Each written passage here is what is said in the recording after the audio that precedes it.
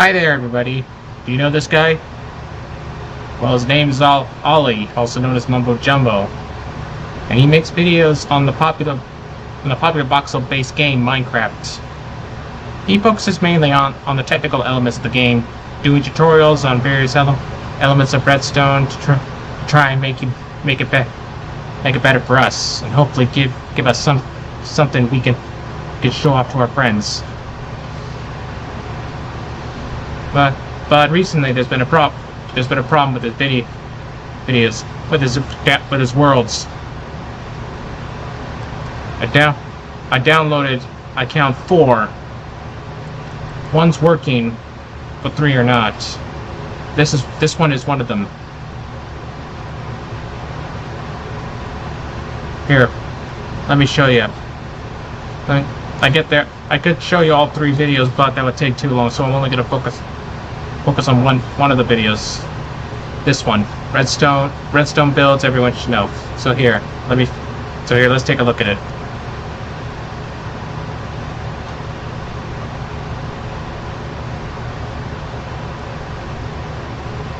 I make fairly complicated redstone contraptions, which is interesting for those of you who understand fairly complicated redstone contraptions. But if you don't understand fairly complicated redstone contraptions, then the entire process could be fairly confusing. Now don't get me wrong, you can be fairly confused and also fairly interested at the same time, but you would be more interested if you were less confused, and that's where this video hopefully comes in. I do believe this is the most confusing start to a non-confusing video I've ever made. In this video I'm going to be running through 20 different redstone circuits and redstone contraptions that I personally think are incredibly useful and think that every single Minecraft player should know. Next up, we've got the redstone lamp button panel. This is a circuit that I like to use inside of my base to activate various areas of my base and have an indicator as to which parts are actually activated. So for example, down here we have item frames that in theory correspond to various different farms. Currently our melon farm is activated. If I hit this button, then that will activate our sugarcane farm and that redstone lamp turns on. If I hit this button, that turns on the bamboo farm. If I hit this button again, you can see that the redstone lamp switches off, suggesting I've turned off the sugarcane farm. Now this is achieved through the use of 1 wide tileable T flip-flops. Now to quickly break that down, 1 wide of course means the actual circuit itself is 1 block wide. Tileable means that you can stack them next to one another. Here I have 3, but you could have as many of these as you want, or just piled up next to one another. And then T flip-flop is short for toggleable flip-flop. So when I hit this button, we're sending a pulse into the circuit, but that pulse is being converted into a toggle. So currently we have toggled it off, and then if I hit the button again, we toggle it back on. Now what we're doing with this circuit, the only thing that makes this special is not only are we taking an output out the back that we can send off to the various farms or whatever we're running this into, but we're also running an output back into the redstone lamps, so we have a clear indicator as to when the toggleable flip-flop is toggled on or toggled off. And yes, we could just use levers in this situation, but that is nowhere near as cool. The keycard reader. If you've ever wanted to make a part of your base a little bit more secure, then this is probably one of the best ways of doing it.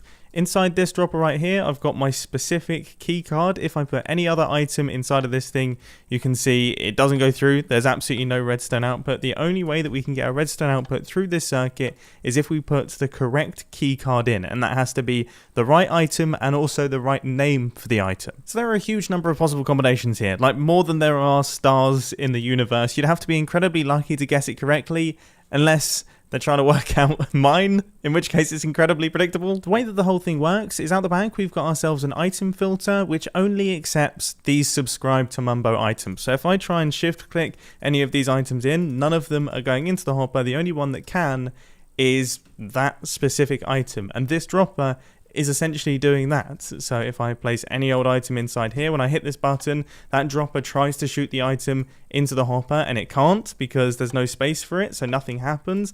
The only time that something can happen is when the correct keycard gets sent into the system. Circuit number 4, the hopper minecart loading station. This circuit is useful for transporting large quantities of items, and also I've recently found a use for it in super smelters. So this hopper minecart is going to grab items from inside this chest right here, and the number of items it's going to grab is set by this hopper. So there are 2 stacks of items inside of this hopper, which means that we should end up with around about 2 stacks of items inside of our hopper minecart before it leaves and travels off further down the circuit. So you can see everything's filling up, it fills up incredibly quickly, and then we should get, yep, there we go, and it's been sent off. Now say for example we only wanted our hopper minecart to travel off when it's filled, it's completely filled up, then we can actually remove all of this and just power the side of the comparator, making use of this little circuit. I'm quickly going to just do the roughest explanation of what the comparator is doing here. So we've got a signal strength of 15 running into the side of the comparator, and when we send this hopper minecart across, as it gets fuller, it's increasing the signal strength running out of it. But you can see we're not getting an output because this is a comparator, it's comparing. The only time that we're going to get a redstone output is when the signal coming from our hopper minecart is greater or equal to the signal that's coming into the side of the comparator, hence the name comparator. So just there you saw that our hopper minecart fully filled up. It gave a signal strength of 15. The comparator did its comparison and decided they match up. It's equal, we get an output, and that allows our hopper minecart to travel on. And this original setup with the 2 stacks in the hopper minecart works in exactly the same way. It just doesn't require a signal strength of 15 to move off. It instead requires a signal strength of, say, 5 or 6. Is it just me, or is this more confusing than my regular redstone videos? Next up, we have got the hopper minecart unloader. This is essentially the direct opposite of this redstone circuit, but thankfully it operates a lot more simply. So if we fill items inside of this hopper minecart here and then send it over to this side, it's now over the top of the hopper and items are gradually being removed from it. Now while there are items inside of this hopper, which is taking the items from this hopper minecart, while there are items inside of here, it's giving a comparator output which is going to deactivate this powered rail. So that means that hopper minecart is going to stay there until eventually we run out of items. Then of course there's no more items running through this hopper, which means there's no comparator output, which means that our powered rail gets powered and our hopper minecart moves on. Here comes an incredibly popular one, the item filter. If you watch the Hermitcraft series, or basically any series that involves at least even the tiniest bit of redstone circuitry, then you definitely will have seen these. And these circuits are exactly the same as the ones that we used inside the keycard system. They've just been made one wide and tileable so that we can stack them next to one another, creating storage systems that look a little bit like this. But in principle, they work in exactly the same way, except instead of firing the items in, making use of droppers, we're going to feed the items in, making use of water streams. But these are the items that we want to sort, these ones in the front slot, and if we shoot some items in that don't match up with that, you'll see they get fired out the end. But if we fire in an item that does match up with that, then you can see that drops down into the hopper and then makes its way down into the chest. Now, a few questions that I can see coming up. The first one being, what does this chest do? And the answer is nothing functionally in terms of the redstone, but it's incredibly important when it comes to aligning the items. You see, the items actually are traveling over the top of glass. They're not traveling over the top of the hoppers. But the reason that they can still get sucked into the hoppers is because this chest isn't quite a full block.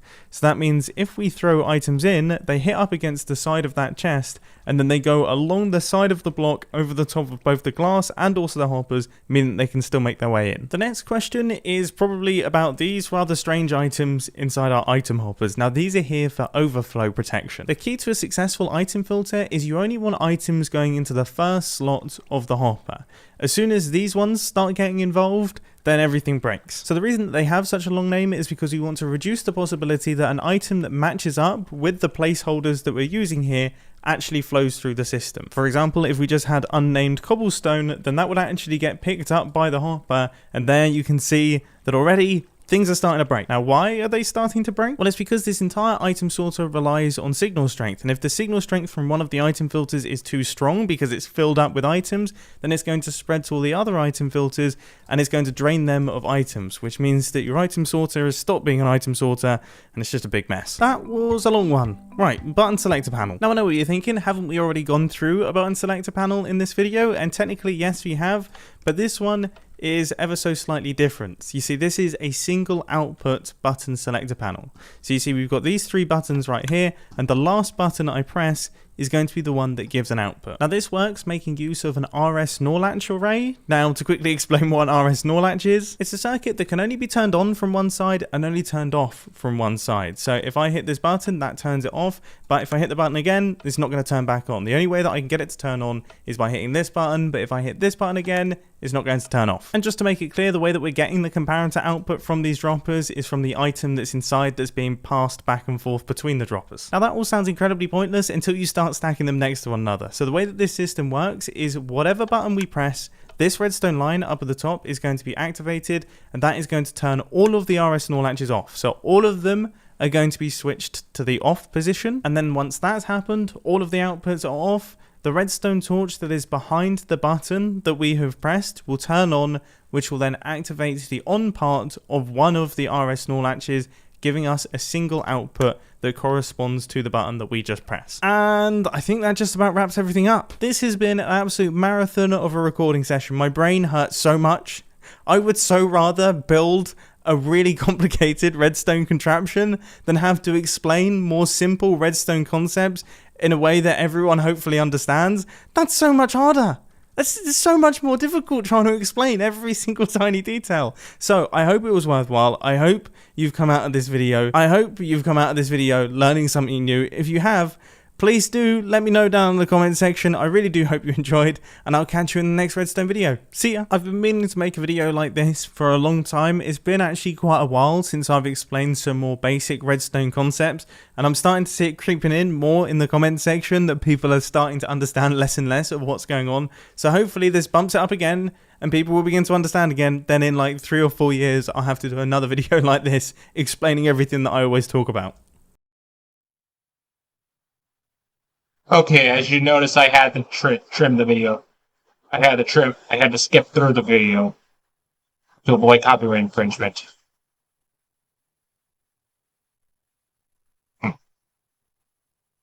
Okay.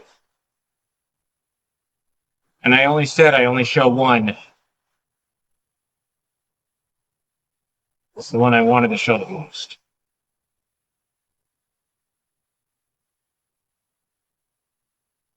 There are 3 others. Actually 4, but one's working, but the other 3 are not. So it's time to show you.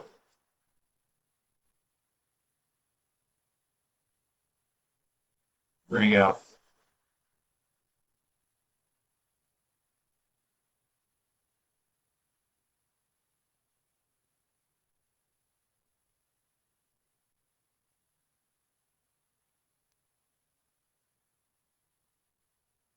Where's the world? In fact, where's everything? Where's all his creations and all that?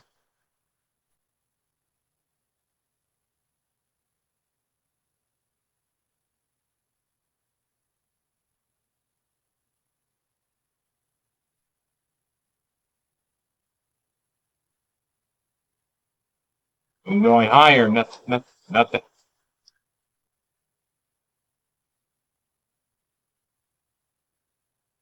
Nothing either here.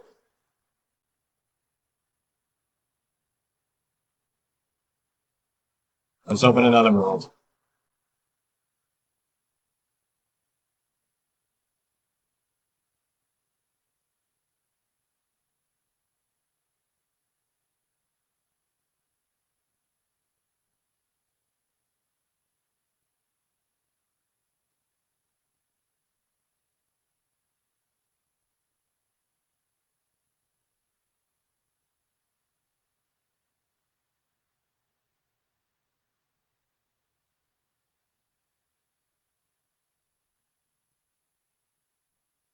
Yeah. Let's do this one next.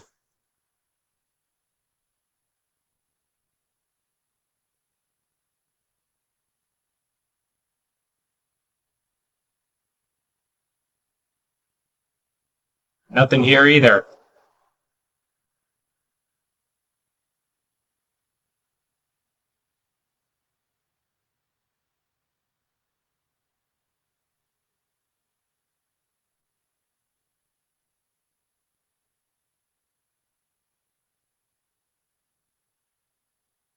Except for these spawners.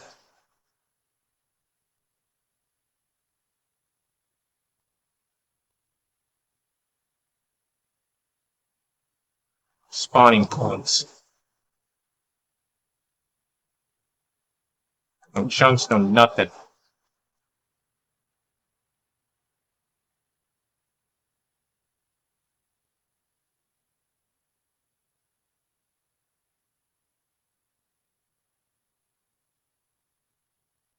Next. And final.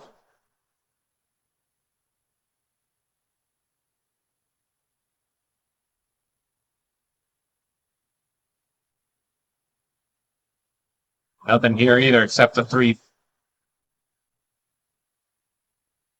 things you can make.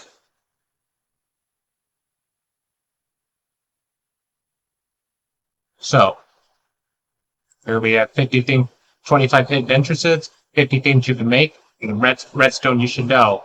The worlds that are not working.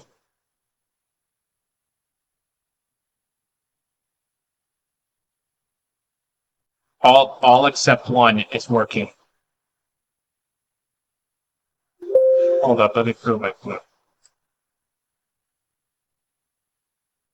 Are you there? Okay. Now, now as I was saying, let me show you the one that's actually working. Mumbo Jumbo, the redstone world.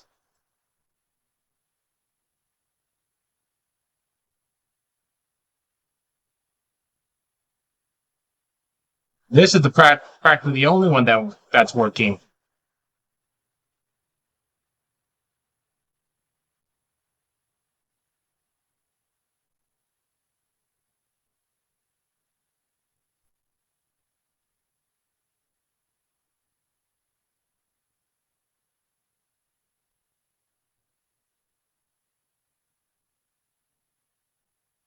Look at that. It's practically loading.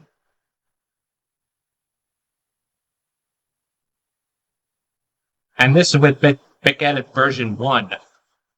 All this working.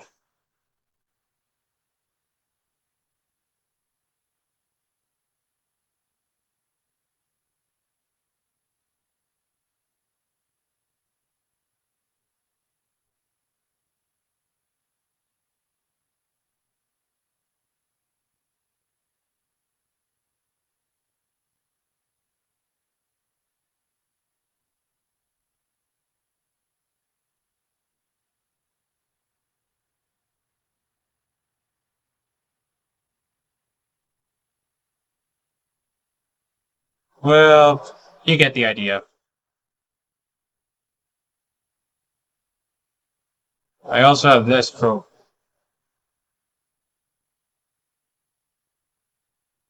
Let's open that same world and see what happens.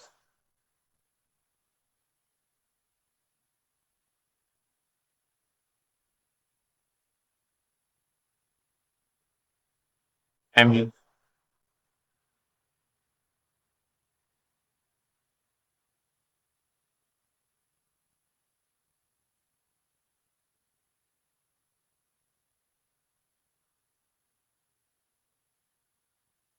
dang fools.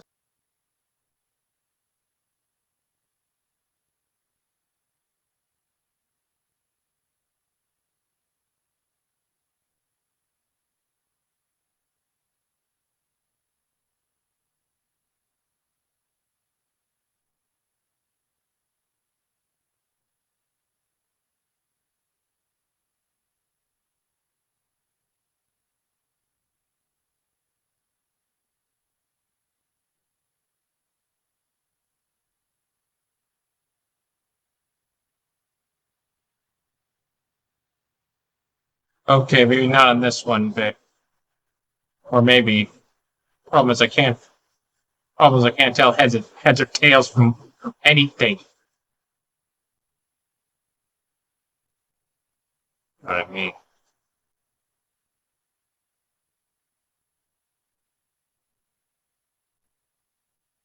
let's look at it from this point of view. I just can't.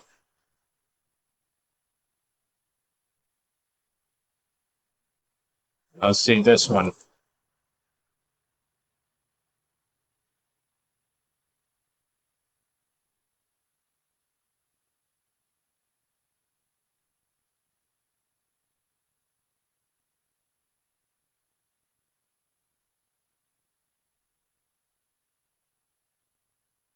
Nothing much here.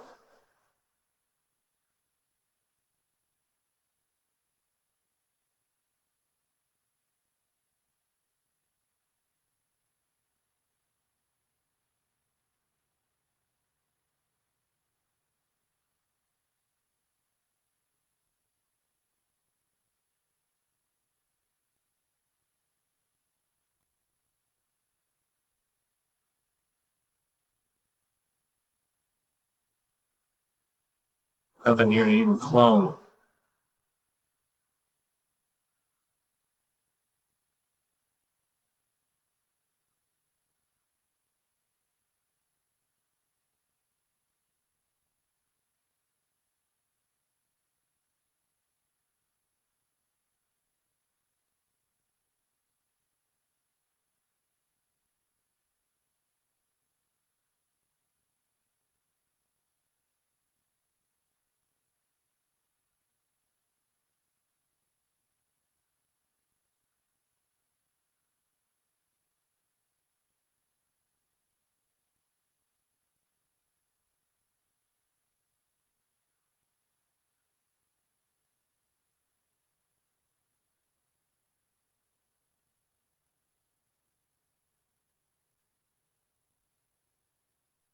Let's see this one, the 25 hidden entrances.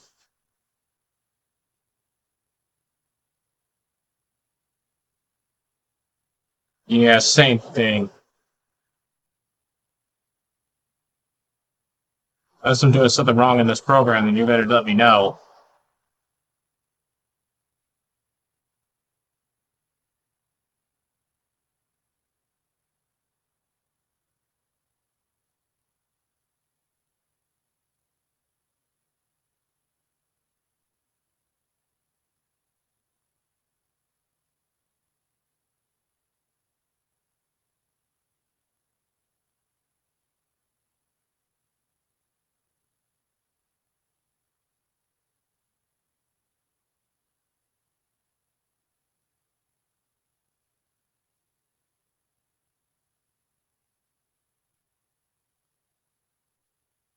Last world.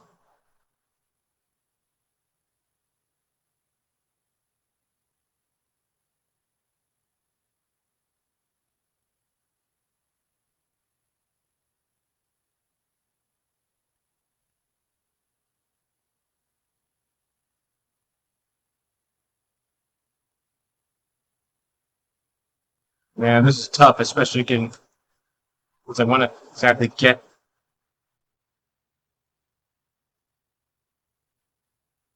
some of his work, get some of his constructions, schematics out of especially the out of one of the worlds, the redstone thing you saw in the video.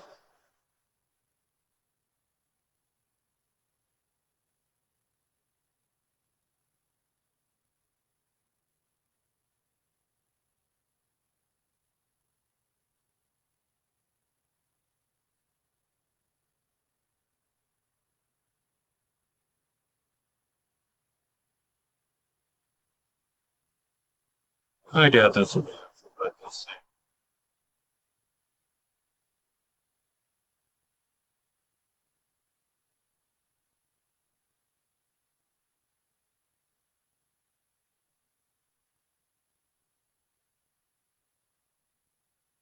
Yeah, not much.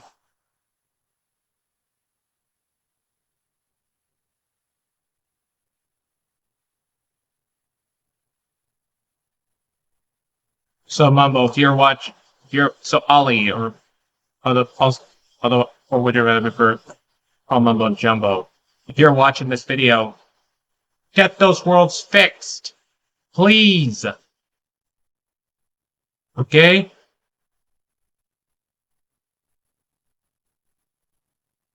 I hope.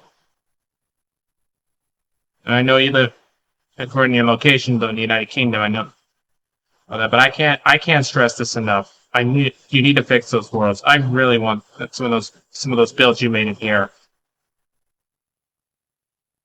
especially if I'm gonna make my especially if I'm gonna make my house in Minecraft or my shelter, if you know what I mean.